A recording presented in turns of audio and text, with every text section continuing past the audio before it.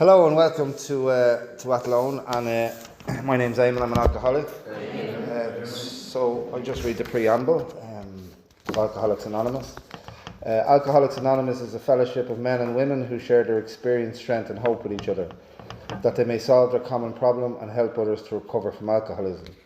The only requirement for membership is a desire to stop drinking. There are no dues or fees for AA membership. We are self-supporting through our own contributions. AA is not allied with any sect, denomination, politics, organisation or institution, does not wish to engage in any controversy, neither endorses nor opposes any causes. Our primary purpose is to stay sober and help other alcoholics to achieve sobriety. And I'll just introduce Noely. He's going to share about the history of AA. Thanks, Noely. Thanks. Noel's my name, alcoholic. Just give me a minute to get my props. My name is Noel. I'm an alcoholic, and this is the Young at Heart Alcoholics Anonymous group, Monksland 13th anniversary. So hopefully we'll be here on the 33rd anniversary. We have held this anniversary every year, and 3 years ago, anyone that was here for the 10th anniversary, we had a lot of ordinary drunks here. But one particularly ordinary man was my grandfather, who spoke. And today we buried him. So it's extra special for me to be here giving this talk. And also accompanying Larry, that time was a former Class B trustee of the World Service Board, Mr. Billy N. So we had quite a day that day, and a great experience. And Alcoholics Anonymous is the only gig in town if you're an alcoholic. That's been my experience. Welcome to those here from our sister fellowship in Athlone. There will be a seat at the right hand of the Father for you ladies, because you are exceptional to have to put up with people like us. I'm going to talk about the history of Alcoholics Anonymous. If you'd asked me to do this talk 3 years ago or 4 years ago, it would have been a bit of a fairy tale, and would have talked about all the good stuff. But there's a lot that needs to be talked about in the importance of keeping the tradition alive of Alcoholics Anonymous and how we got here. It wasn't a fairy tale, and in fact they damn near burnt it to the ground countless times. And I've given this talk all over the world. It's changed a few times. I've just recently finished a couple of really cool books, one of them in particular called Writing the Big Book. Now, I'm a bit of a cheater. I got it on audiobook, and I listened to it when I was driving to work, because there's 35 chapters in it. And there's a lot of information in that. But the message that I got from it was that you're talking about seconds and inches here when Alcoholics Anonymous's faith hung in the balance. Seconds and inches, where it could have went one way and it went the other way. And I'll share a few of those stories. And I was getting my props here. There's a couple of key people here on the desk. We have them up behind us here at every meeting. And I'm going to talk about them. But let's talk a little bit about alcoholism before we get into the story of Alcoholics Anonymous. And then you'll be happy to know, after I'm done rabbiting on for about 26 minutes, we're going to have pizza and fizzy pop. And then we're going to have an AA meeting with an Al-Anon speaker. And then we're going to have carrot cake to celebrate the group's anniversary. And you can all go home full of cake and full of gratitude. Alcoholism has been around since the dawn of time. It is the oldest curse on humanity. And if you look at in the book of Solomon, and I know this is not non-conference approved literature, but it ties in with my talk. The book of Solomon, there is a description given about a certain type of drunkard or a certain type of drinker. And I don't know it word for word, but just remembering off the top of my head. And if you look at the history of Solomon, he wasn't a man that was against drinking. If you read his stories and read what he was up to, but he paid particular notice to this one type of person. And in the description in the Bible, it says, he who has babbling. Now, anyone that's sitting in here that's ever been dealing with an alcoholic or been an alcoholic, we can always identify with that, babbling. He who has babbling. He who has woe. And my favourite one, thine eyes bestow strange women. And it says, he who has redness of eyes. And then he goes on to say something completely remarkable. He says, he who carries long at the wine. or tarries long at the wine. He's talking about the alcoholic, and then he makes a remarkable observation from a non-alcoholic. He said, yet in the morning, when he awakes, he will seek for it again. So despite the pain and suffering it causes and the heartache it causes, in the morning he will seek for it again. And that's the phenomenon of craving that's described in the doctor's opinion. Fast forward a couple of years, I know the Quran had a cure for alcoholism. It's pouring molten lead down the throat of an alcoholic. I wouldn't like to see that now. You know, I'd much rather a day at a time approach. But that was one of the cures for alcoholism. And if you look into other nations, they hung the alcoholic, you know, for wrecking the place. So we, as alcoholics, have tortured society since the dawn of time. And it was partially down to a large misunderstanding about the disease or the illness concept, right? So if you look at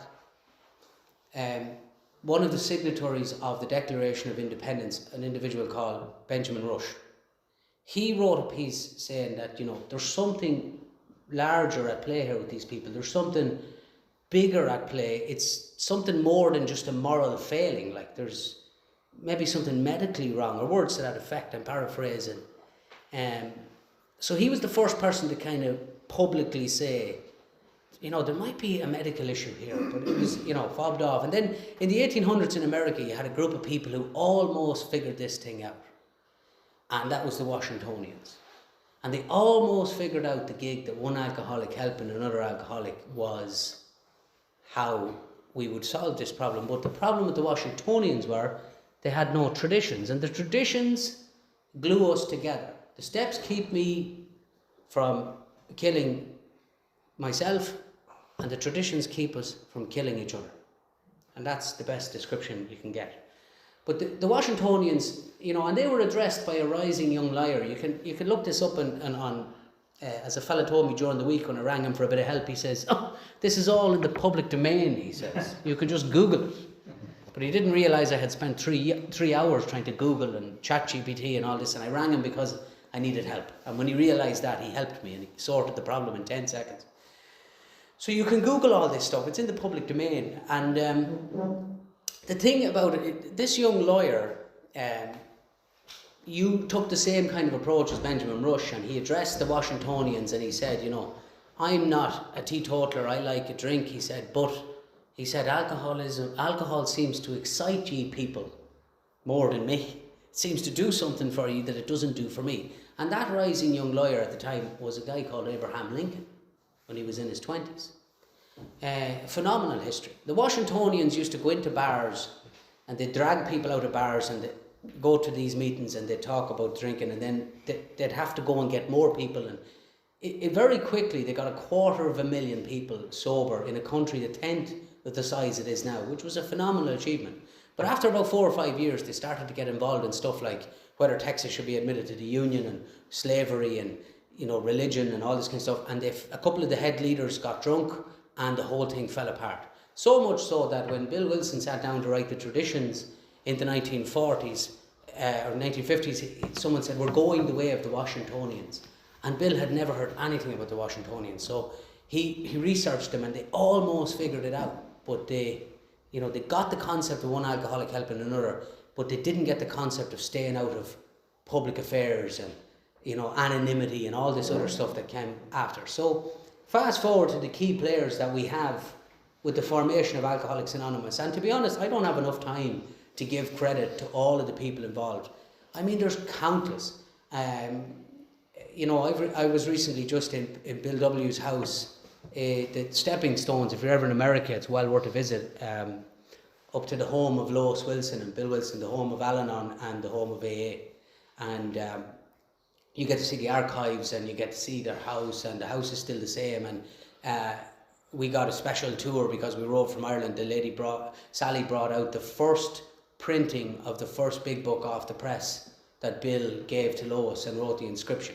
Now, it's only an inanimate object and it doesn't make me more sober than anyone else in the room having seen it, but it's a really cool experience to have, to be that close to history. And when you study and realise how, like I started off by saying, the inches and the seconds that this thing hung in the balance, And we come into meetings nowadays and we go, I don't like the biscuits they have in the Delvin group, and the Trim group don't have nice coffee in the Mustard Seed, and the Mustard Seed have great coffee. I'm just using it as an example, but we give out in meetings about the smallest of things. The chairs aren't right, the smell of the room is wrong. It's crazy. My grandfather had a great saying. He said, if you want to offend somebody in AA, do something.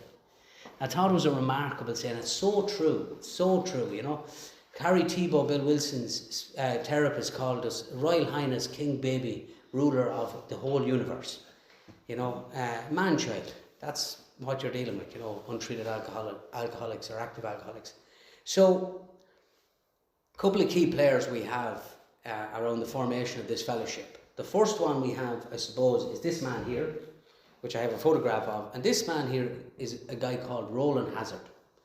Now, Roland, there's no evidence of him ever becoming a member of Alcoholics Anonymous. However, there are loads of people that weren't members were a massive help. And Roland went to see a psychiatrist called Carl Jung. And he worked with Carl Jung for a solid year about the inner workings of the mind. And we hear these things, these triggers they talk about in AA nowadays. Oh, don't get triggered, And he said, that's it now. I'm after working with the greatest psychiatrist in the world. All I have to do is go home and live the rest of my life happy, joyous and free. And he got to Paris from Carl Jung's office, and somebody asked him the wrong question. Somebody said, Roland, will you have a drink? And he said, sure, I haven't drank in a year. What's the worst that could happen? Because he didn't understand Dr. Silkworth's description. So he went back to Carl Jung, bottomed out, and he says, Mr. Jung, Doc, friend, I've given you all this money and I'm drunk. And this is the seconds and inches that we talk about here. Carl Jung could have said, Mr. Hazard, because the Hazards were no yellow packs, right? The Hazard Perry signed the Declaration of Independence. They owned the Allied Waste Company in America. These people were old money. If they were on the Titanic, they were sitting at the captain's table. So there were no yellow packs. And Carl Jung could have, and there's a couple of young people in the room looking at me going, what's a yellow pack? I'll tell you after the meeting. If you grew up in the 90s, you'll know what a yellow pack is. And so there were no cheap operation, right? And Carl Jung could have said, Mr. Hazard, blank check, sign it please, I'll work with you for another year and I'll take your money and I'll treat you for another year and sure, we'll see how we are. But he said to him, Mr. Hazard, I have misdiagnosed you. You are a chronic alcoholic. And, the conversation he had with him is bar a spiritual experience, you are doomed to die a drunkard's death. Or words to that effect. Now Roland said, sure, that's grand, sure, I go to mass, I'll be fine, I'll go to church. And Carl Jung, again, seconds and inches, said, Roland, that may not be enough to produce this vital spiritual experience. And he says, can you give me advice? He said, put yourself on a spiritual path and pray to God that divine lightning strikes you, because you have no hope otherwise. And he went and he got in contact with the Oxford group and he started taking certain actions in his life. They're in forward to the second edition, you can read them. And he had what's known as a vital spiritual experience, a personality change sufficient to recover from alcoholism. He then came in contact with our second player, which is Ebby Thatcher. Right? And Ebby was a schoolmate of Bill Wilson's. And Ebby was another hopeless drunk. And Ebby was in the state of Vermont. He was trying one of these efforts to stay sober by physical labour, which we've often done, by painting the side of his house. And he sat back to admire the side of his house and he said, geez, there's a couple of beers underneath the stairs. I better drink them because if my friends come over, I don't want them to get drunk and then I'll give up the drink. So he started drinking, and as he was drinking, crows started to land on the fresh paint. So he took a shotgun and he started blowing holes in the side of his house. This is the same fella now that bribed a pilot to land in Manchester Airport in Vermont with Bill Wilson, and the fellow the aircraft drunk. You can read about in Bill's story. This type of people you're dealing with. He went for a drive and he put his car through a lady's kitchen window, and the lady came out and said, he said to the lady, "Can I have a cup of coffee please?" And she called the cops instead. So he was wound up in court, and the judge was getting ready to send him away, and Roland Hazard and Seba Graves and a few other guys from the Oxford group, and because the Hazard was so well respected, he said to the judge, he said, "Look, turn him over to us. We have a simple spiritual solution here. We believe we can help him. And also, Your Honour, we'll take him out of the state of Vermont if you give him to us." And the judge says, "Get that man out of my state and never bring him back here again." And Ebby went to the Oxford group, started applying the principles to his life, had a small change, and realised that he needed to pass it on to somebody else. Pass it on being one of the key things. Now, we'll park those guys for a minute while they were doing their thing in the Calvary Mission with Sam Shoemaker in the Lower East Side of Manhattan. If you're ever in Manhattan, you can go there and sit with the drunks on the steps of the Calvary Mission. It's nice. There's also an AA meeting in there. We had another stinking rotten drunk drinking himself to death in Clinton Street, having been in and out of Charlietown's hospital on the Upper West Side of Manhattan. And that individual, and again, I'm not going to talk about Bill's story. This is about Alcoholics Anonymous. I could talk for 3 hours about this man, Bill Wilson. But at the time that he was to come in contact with these guys, which is the founding moments of Alcoholics Anonymous, which is what I'm trying to tell you about today, he had went to, Bill would have considered himself an agnostic, so he didn't want to know about God. But he went to Charlietown's hospital and he met Dr. Silkworth, and Dr. Silkworth gave him the description of alcoholism that is in the doctor's opinion today. Now, over here on this side in the Calvary Mission, we had a bunch of people who didn't have that description, but they had the solution, which was a couple of key spiritual principles and a program of action. But they didn't have the problem. And in order to apply a solution to something, you got to know the problem, or else it's pointless. So adjacent to those guys in the Calvary Mission that were doing their thing with the Oxford group and getting sober and helping people and praying to Jesus and all that kind of stuff, Bill Wilson is in Clinton Street and he's drinking himself to death. He's in someone else's pyjamas and he's drinking gin and pineapple juice, and Ebby Thatcher gets this idea, I'll go and help my old friend Bill Wilson. Page 8, an old school friend calls, Bill's story, that was Ebby Thatcher. There's Bill in his kitchen in Stepping Stones, that's what he looks like. And Ebby comes over to talk to Bill. Now, the finite detail of that meeting is not important, because we could talk about, well, it was Lois that answered the phone, and well, it was Green, the black man that lived in the house with them, with Lois's father. He was the guy who answered the door. We could get into, and there was another woman there. We could get into the weeds about that. But the true message and the thing that Bill was trying to get across was one alcoholic talking to another alcoholic across a kitchen table. That's where the magic happens. The miracle of Alcoholics Anonymous happens when two members sit down eye to eye with each other and talk about the problem and the solution. So Ebby arrives in Bill's kitchen. Bill's stinking drunk, he's drinking gin and pineapple juice. He's thinking, great, Ebby will have a beer with me. This will be fantastic. We can recall old days and all will be well. And Ebby didn't. Ebby pushed the drink away and started talking about a religion of common sense.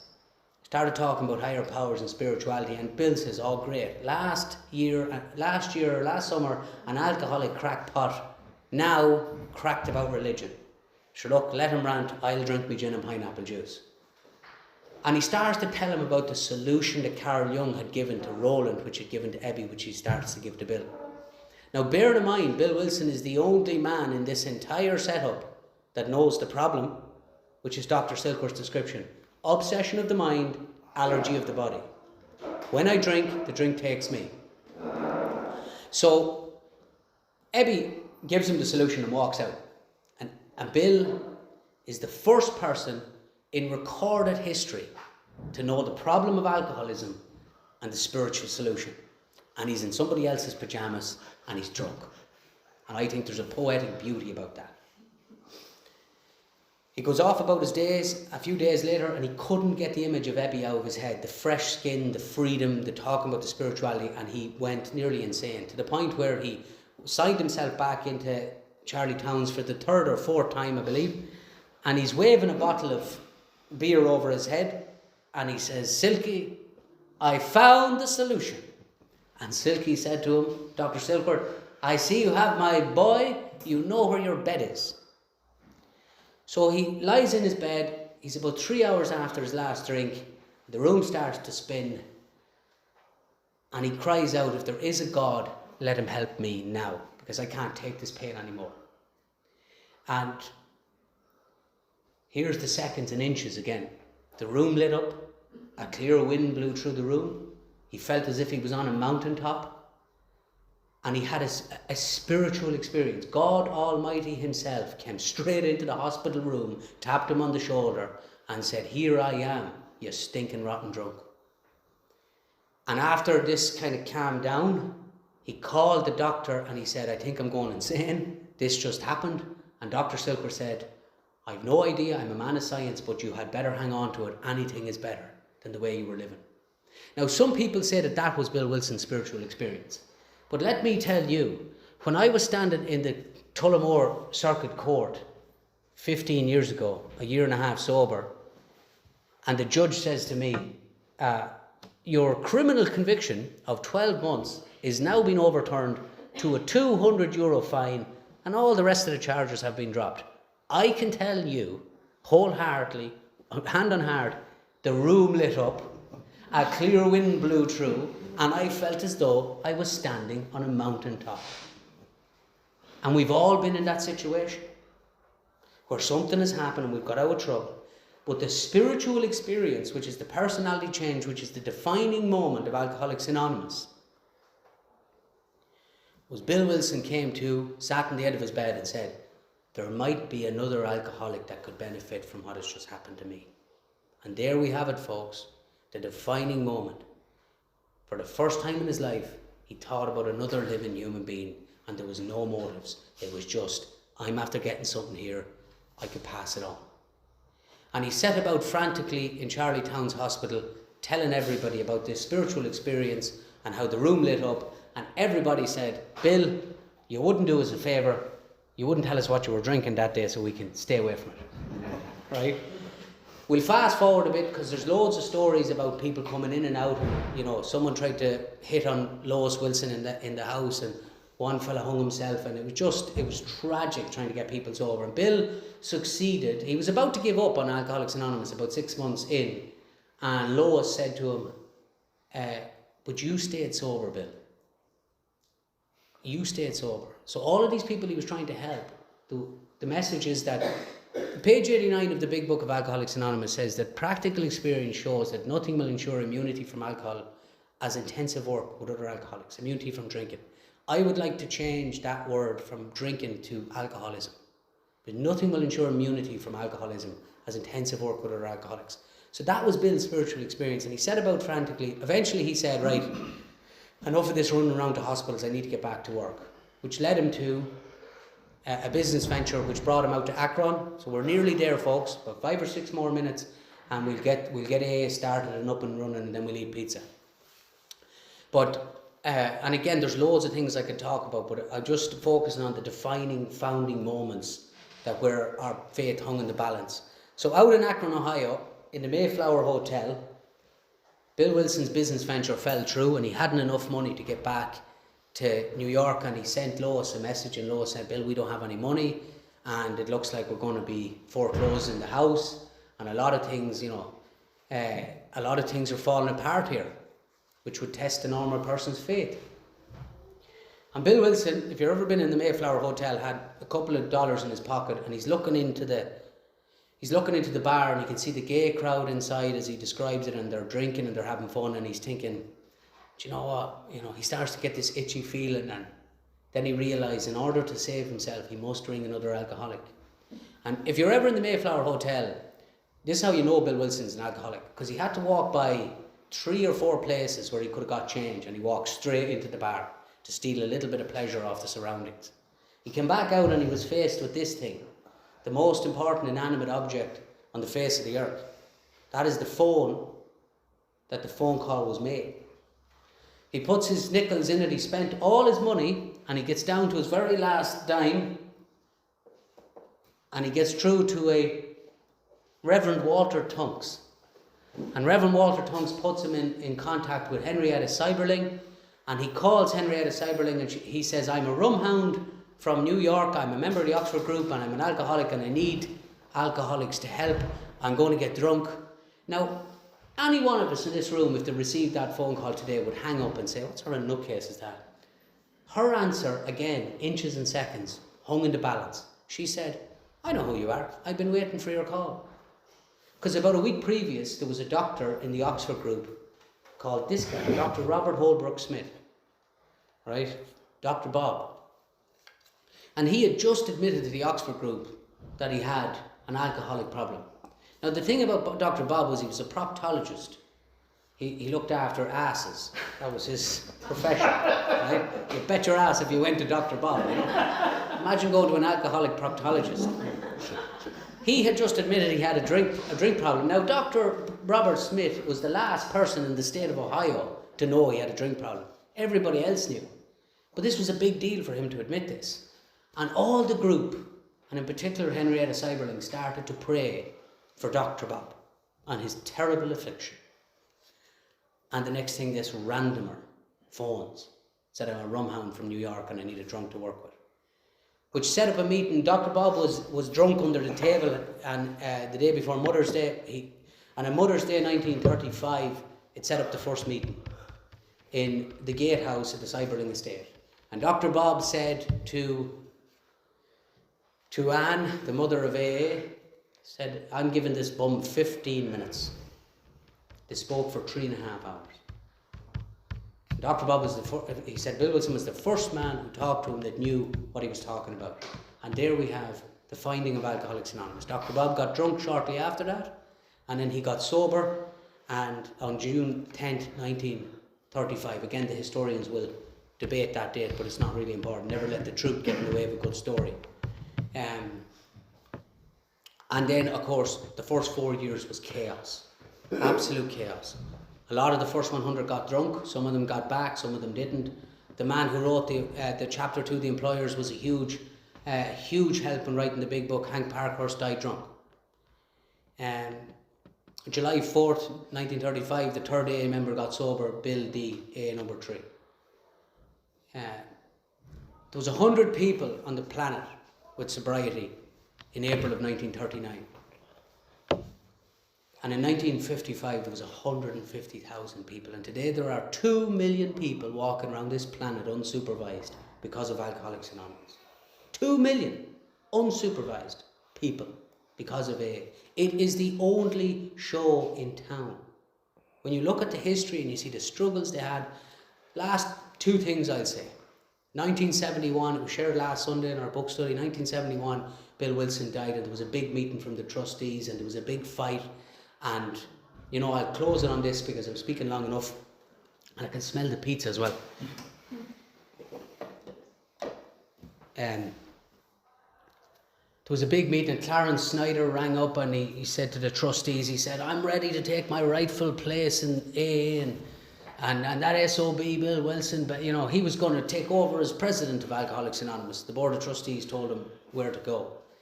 And they were all fighting over AA and who would, you know, Dr. Bob had died, Bill had died. And then in a millisecond, the door opened and this really old lady walked in, and a silence descended over the arguments. And she put her hand on the shoulder of the chairman and she leaned in and she said, folks, Alcoholics Anonymous has survived a lot of ups and downs. Alcoholics Anonymous will not be here a minute longer than God wants it to be here, and God wants it to be here, and I should know because I'm Lois Wilson. And that stopped all the arguments, and guess what? That was a long, long time ago, and Alcoholics Anonymous again has went through loads of different changes. In this country alone, the whole argument around the big book study thing in the mid-90s, it survived that. It survived the special interest groups being banned in 1988 or 89, and it survived them being lifted again 2 years ago. It survived the pandemic. It survived the starting of the Young People's Convention, which everyone thought was going to burn the fellowship to the ground. I know because I was in the middle of it. It survived all of this stuff, and it will continue to survive because those who do not study history are doomed to repeat it. So with that, that concludes my history talk. Thank you very much for giving me that space for the last 30 minutes to talk or so. Let's now break, have a bit of fellowship and a bit of pizza, and we're back in here in 25 minutes to hear 2 AA speakers and an Al-Anon speaker, and then we're out the gap. Thank you very much. Thank you, Noel.